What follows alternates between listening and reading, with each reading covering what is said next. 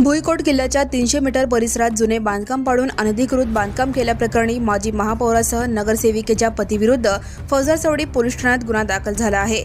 माजी महापौर मनोहर गणपत सपाटे वय 65 राहणार लकी चौक सोलापूर, ज्ञानेश्वर बबन सपाटे वय 45 राहणार गंगा निवास मोरारजी पेठ सोलापूर अशी गुन्हा दाखल झालेल्यांची नावे आहेत।